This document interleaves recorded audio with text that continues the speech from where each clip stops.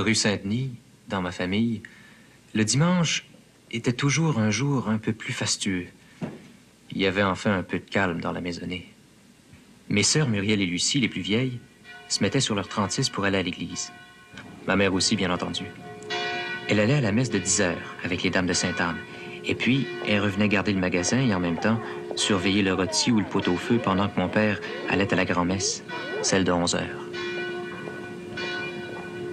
C'était souvent de brèves disputes au retour de la messe.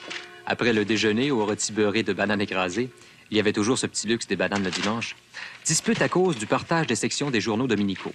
Le supplément féminin, la section rotogravure et les chairs comiques.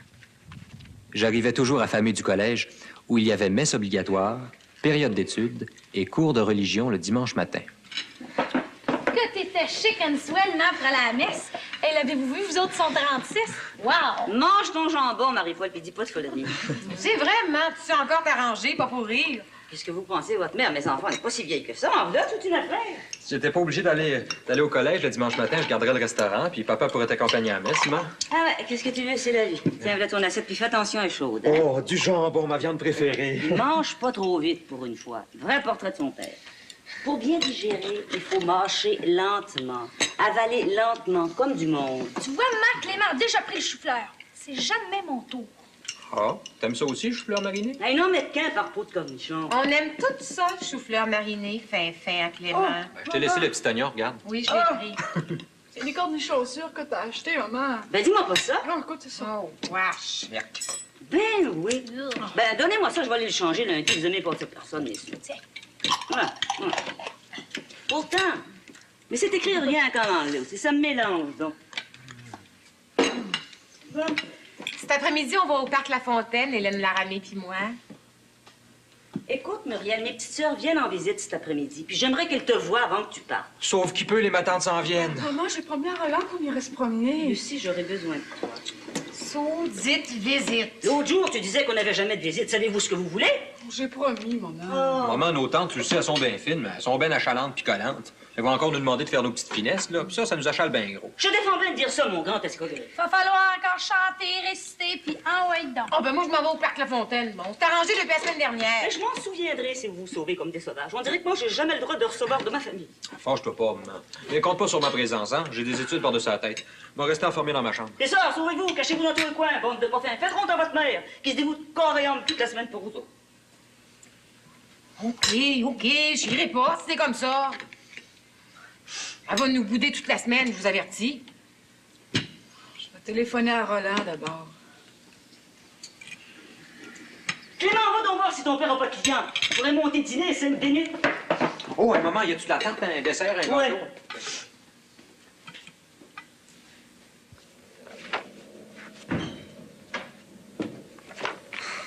Papa, pourquoi donc tu montes pas manger quand il n'y a pas de clients? Tu sais pas que ça choque maman, surtout le dimanche? Oui, je monte. Tu sais, je me dis qu'elle a assez de vous autres à servir, que moi, je peux bien attendre. C'est pour moi l'embarrasser que je mange après vous autres. Ben non, elle aime pas ça. Puis les matantes s'en viennent après-midi. Oh, mon Dieu, fais-moi pas peur, toi, là. Les plaies d'Égypte. Oui, ce genre de dimanche après-midi avec visite des tantes nous semblait une calamité en temps ordinaire. À Noël ou à Pâques, les visites étaient souhaitées, mais pas ailleurs. Le plus terrifié était encore mon père. Comme tous les hommes de sa génération, il y avait comme une séparation psychologique profonde entre le monde des hommes et celui des femmes. Aussi, quand il savait que la petite meute des tantes s'amenait à la maison, papa se terrait au fond de son restaurant et espérait alors qu'il vienne assez de clients pour l'excuser de ne pas pouvoir monter au salon et d'avoir à participer à ce qu'il considérait comme un bavardage dévergondé.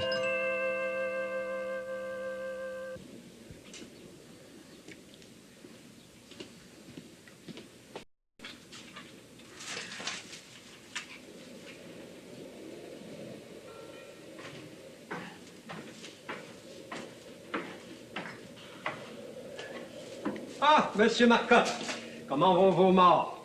Ils vont bien, Monsieur Germain. On ne peut mieux. Nos salons sont si modernes, si confortables. Donne-moi donc la même chose avec un sac de chips. Vous êtes pris comme moi, vous, au fond, Monsieur Marcotte. Travaillez tous les dimanches, tout le temps. Eh oui, nos salons sont ouverts 7 jours sur 7.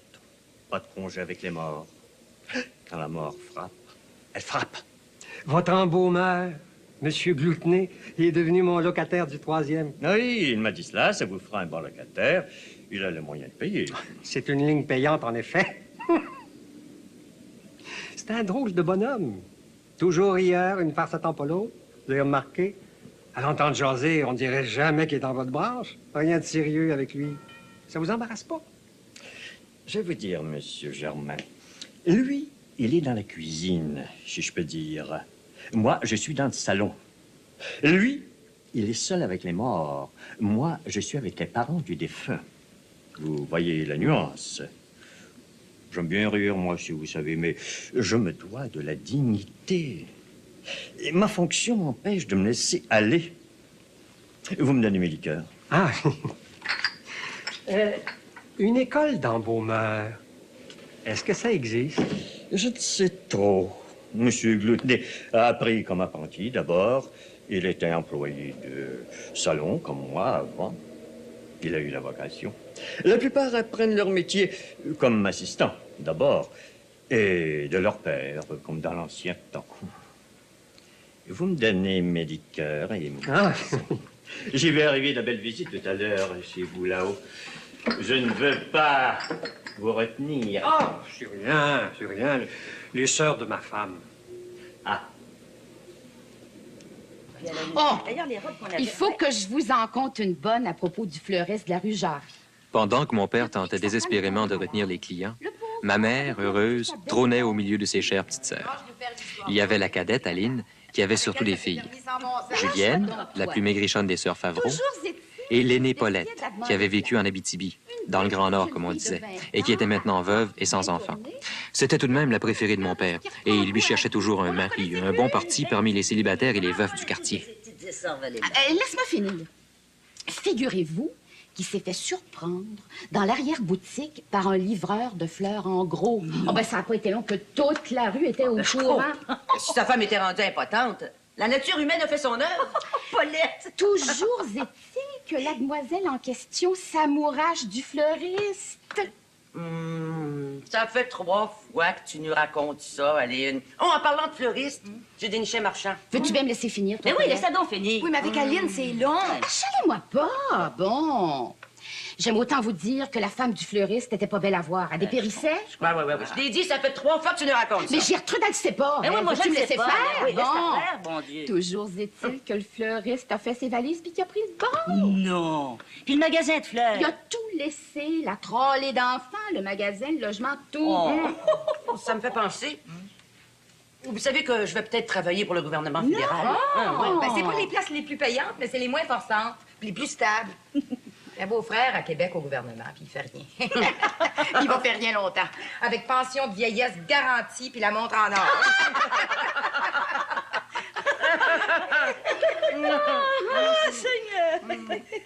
Donc, Gertrude, comment va Edmond? Bien, très bien. Attends, excuse-moi donc. Clément! Va donc voir si ton père a des clients. Dis-lui donc de venir saluer tes dents. Mon d'où qui a donc grandi, ton Clément? Ah ben, il maigrit. Trop d'études, peut-être, je sais pas. Classique, c'est dur. Oh, penses-tu toujours qu'il va faire un prêtre? Ben, il a peut-être la vocation. C'est une idée de ton mari Edmond, ça, prêtre. Comment ça va son commerce, Edmond, en bas, hein? Ben, comme ci, comme ça. Tout le temps de la guerre, j'ai voulu qu'il ferme, qu'il force comme M. Laramé, là, qui s'engage à l'usine de guerre à Fairchild, Bonneau-Plan, n'importe où, à Saint-Paul-les-Renettes. Ben non! Il avait peur des explosions. Ah, ben ça. Clément, hein? M'as-tu entendu tantôt? Pardon, maman. Je disais justement à ta mère que te v'là devenu un homme fait, mon Clément. Ouais. Qu'est-ce que tu veux, maman? Mais, Donc, Gertrude, tu m'avais pas dit que ton Clément jouait du piano? Oh, ben tu vas nous montrer ça, Clément. oui, mais ça fait pas longtemps, il pioche encore. J'ai des devoirs par-dessus la tête. Hein? Un tout petit morceau, Clément. Hein? Tu sais que ta mère de nous toutes était la plus douée au couvent pour le piano couchant. Pas vrai, Aline? Ah, pour moi, Clément, tu devais retenir ça de ta mère, la musique. Hein? Non, moi, je joue mal. Mais maman va vous jouer un morceau, par exemple. Ta mère, ça fait des années qu'on connaît son répertoire par cœur. Joue donc le seul morceau que tu connais, là, Clément. Je valse des patineurs, t'en joues pas mal. Fait, t'as pas prié, mon Clément? C'est pas poli. Oh, ben, faut y aller, hein?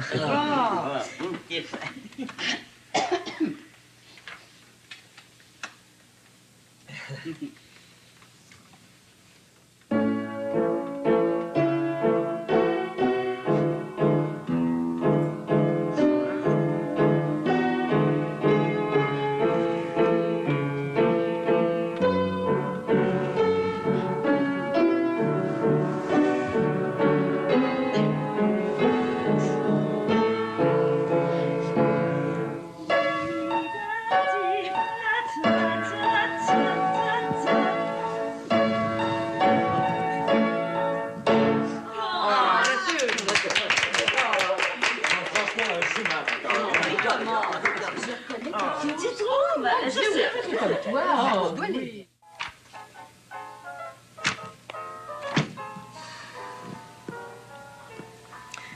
Misère. Va falloir que j'affronte les belles-sœurs.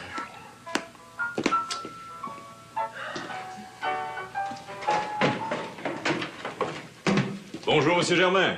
Vous allez bien? Ah, bonjour, M. Ranger. Ça va assez bien, et vous? Ah oui, ça marche sur des roulettes. Donnez-moi donc un gros paquet d'export, s'il vous plaît. Voulez-vous goûter une nouvelle sorte de petit gâteau? Non, non, merci, Monsieur Germain.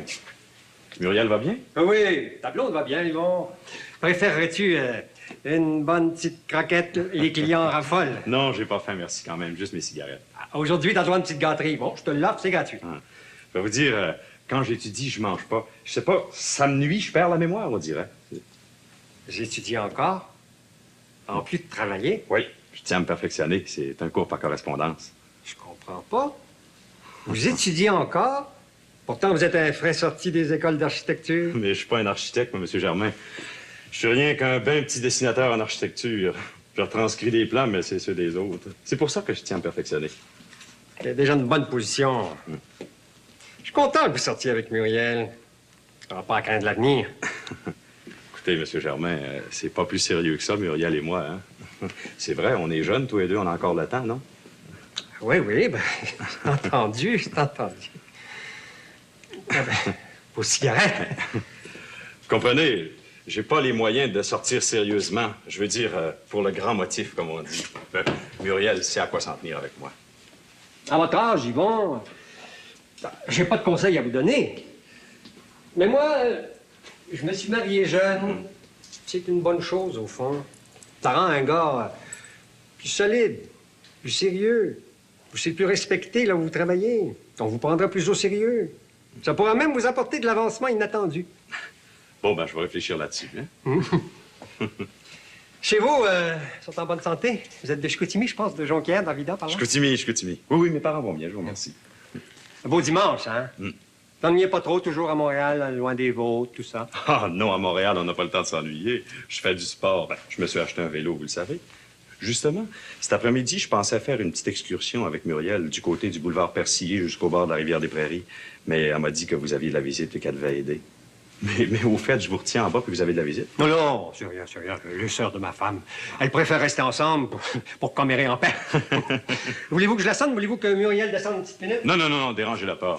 Maintenant que je me suis jeté dans mes études, aussi bien continuer. Bonjour. Bonjour. Mon Dieu! Qu'est-ce qu'elle a? Voyons! Mon Dieu! Voilà! J'avais le travail! Elle, puis ses pistaches. Elle a presque tout mangé. Elle a toujours été folle de ça. Souvenez-vous, ça, vous la cachait partout, sous son lit, partout. Attendez, je vais vous servir de liqueur. Ça va t'aider à avaler. Lucie! Sers donc les liqueurs, ma grande.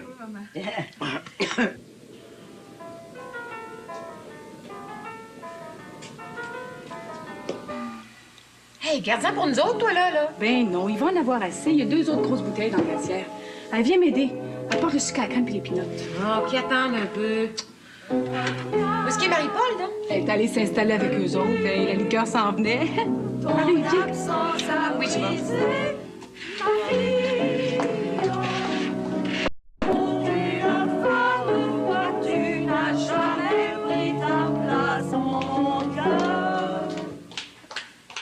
Presque à chacune de ces visites, la tante Paulette finissait toujours, à un moment donné, par sortir un de nos albums de photographie. Alors, sur la table de la cuisine, c'était la réunion de mes sœurs et de mes tantes, petits caucus enthousiastes, dont les éclats de voix, les rires, les cris parvenaient facilement jusqu'à mon pupitre dans ma chambre. Je laissais ma porte ouverte parce que j'aimais ces signes de vie turbulentes. Ils m'aidaient à supporter l'engrenage de mes études. Maigrissier, moi, je maigrissier. Ça, c'était un snowmobile. Ben oui, un snowmobile. Ben, il y avait tellement de neige là-bas. Mais c'était pratique, par exemple, ces machines-là, pour aller chercher les clients à la gare puis les ramener à l'hôtel. Ben, je comprends. Là, c'est où, ça? Ah, Ah, ben ça, c'est ta hall d'Orchard. Oh, mon Dieu! Ah oui. Près du Grand Hôtel de la Place. J'avais amené une cuisine avec moi. Hey, nous voyez-vous à Pointe-Calumet avec des costumes de même misère? C'était la grande mode, la dernière mode. Puis, je peux vous dire, mes enfants, que il y en avait qui trouvaient ça trop audacieux. Immoral, même. Maman, Ça, c'est votre mariage? C'est mon mariage. Hey! Il était beau, votre mari, en matin? Ah oui. C'était un bien bel homme. Et il savait trop le sacripant.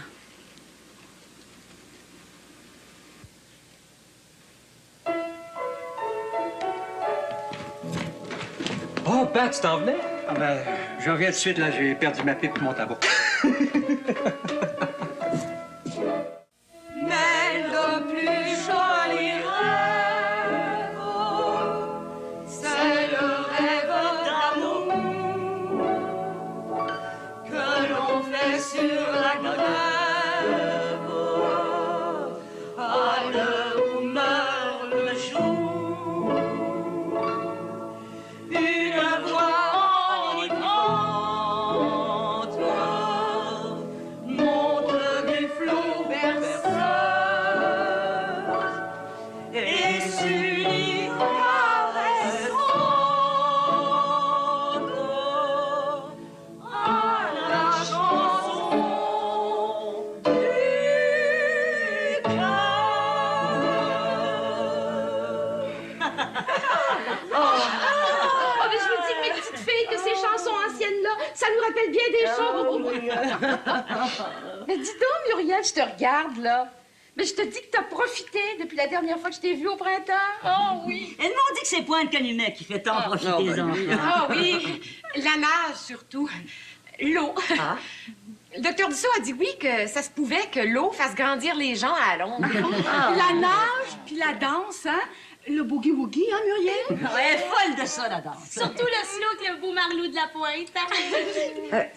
D'où je traîne? Ben, elle doit être grande fille maintenant. Ah, voyons, peut-être, ça fait longtemps. On va prendre de la liqueur maintenant. Lucie, est-ce qu'il en reste de la liqueur? Oui. Chantez-nous donc quelque chose, les petites filles. Hein? Nous, on a fait notre part tout Ben, à l'heure. oui, c'est vrai, on veut. Mais, viens donc ici, toi.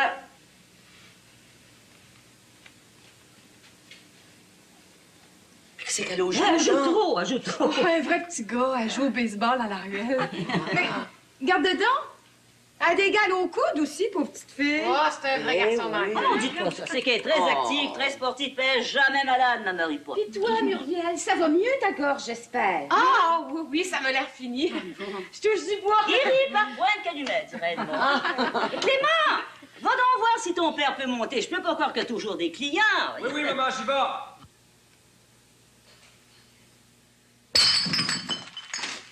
Mon Dieu, que tu m'as fait peur. Je lisais pas. Je pensais. À Pointe-Calumet? Justement, je pensais qu'on pourrait agrandir la galerie grillagée. La fermer d'abord avec des fenêtres. Ça ferait une pièce de plus. Vous pourriez manger là. Et puis, la salle à manger du chalet deviendrait une grande chambre de plus. C'est ça. Puis on pourrait en construire à nous deux sur rallonge, faire une galerie accrochée au camp. C'est facile. Bah, maman voudrait-tu monter? Elle dit que j'ai encore un client, là, ce sera pas là. Monte donc quelques minutes, ça lui ferait plaisir à maman. Qu'est-ce que tu veux que je leur dise à tes tantes, moi? Et regarde, j'ai encore ma vaisselle d'hier soir à laver. Puis les clients vont arriver des cinémas, là. Regarde-le. Bon, on va aller leur dire que tu te caches. Fais pas le fou, Clément, fais pas le fou. Monte donc une minute, ben t'en mourras pas. Ah, ben, j'ai pas le temps. Si tu veux m'aider à l'essuyer, là, ça va aller plus vite. Oh, wow, ouais, j'ai un devoir de la terre à plus finir. Maudit César, maudite guerre des gauches, ça finit plus. Je t'aiderai après le souper. J'étais bon dans la version latine au collège Sainte-Thérèse. C'était pas mal fort. Tu te souviendras plus de rien, voyons là.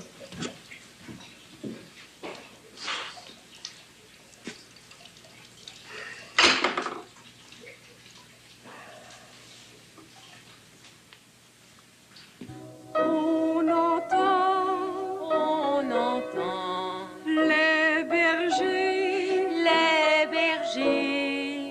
chanter dans les prairies ces refrains qui charment leurs amis.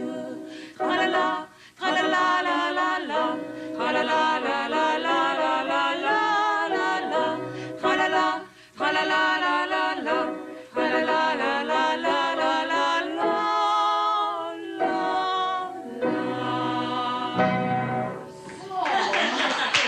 Ah, ce qu'elles sont bonnes, fameuses. Un vrai beau duo. Ils ont gagné un prix dans le sous-sol d'église avec ça. Ils sont donc cute. Oh, elle te va bien, la robe que je t'ai donnée, Muriel, hein? Ben, elle faisait plus du tout à ma grande Yvonne. Oh, si vous la voyiez. Vous savez qu'il est question de mariage? Non! Pour le printemps prochain, ma chère. Fiançailles en règle à Noël. Encore un client au restaurant. Ah bon? Vous êtes donc chanceuse, vous autres. J'aurais tant aimé ça, moi, du vivant de mon mari, avoir des enfants. Oh ben, bénis ton sort, ma petite fille. T'es libre, t'es veuve, t'as pas mes soucis. Élever une famille, c'est pas toujours drôle. Ah, Seigneur. Aline, Julien. Ça, tu peux le dire, Gertrude. Non, ça, c'est vrai, c'est pas toujours un pique-nique. Ah, mais toi, tu te plains-toi pas trop, Julienne. T'as surtout des garçons, c'est bien plus facile. Ouais, là. lui, des filles, sainte bonté divine. Les garçons sont si mal élevés, il faut avoir les deux yeux toujours ouverts. Tous ces satanés zout-sout qui rôdent, une vraie plaie. Moi, Gertrude, il me prend une envie. Puis, dis-moi pas non, surtout, hein? J'aurais envie d'un bon hot dog, relish moutarde, là. Hey, ça vous tente pas, vous autres, un hot dog? Ça, c'est une bonne idée. C'est une bonne idée. On va jamais au restaurant, nous Oh, autres. ben, certain. Et nous, on va vous en faire chacun. Il y a un restaurant bon, tout c'est bien d'en profiter. Ah, mais je veux payer ma part, moi. Oh, Ben, ben, moi non, aussi. ça, je vois pas. Viens, on va Christian, voir l'extérieur. non, non. L'escalier est moins raide que ça.